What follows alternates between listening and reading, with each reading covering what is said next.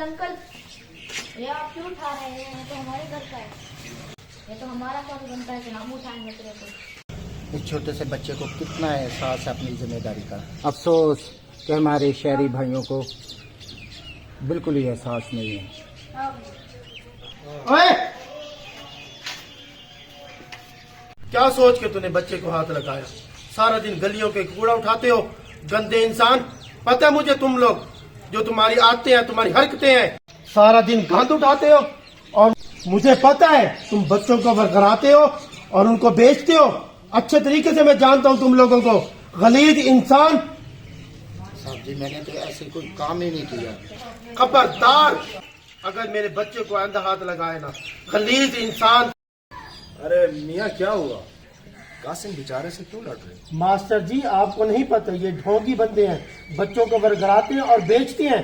आपको नहीं पता मास्टर जी इनका। बेटा इधर मेरे पास बेटा, कासिम साहब ने आपसे क्या कहा था? इन्होंने मेरे से कुछ नहीं कहा था और मैं इनके पास आया था। अच्छा। मैंने कहा था ये कूड़ा तो हमारा है, आप क्यों उठा रहे हो?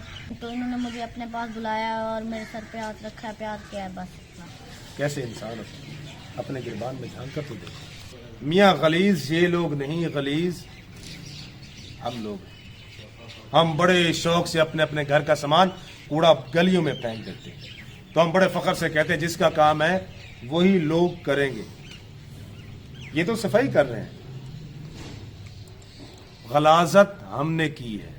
और मियाँ, इस्लाम में भी सफाई को ईमान का हिस्सा करार दिया गया है। तो मैं और आप कौन होते हैं कि इनको गंदा और गलीज कहने वाले?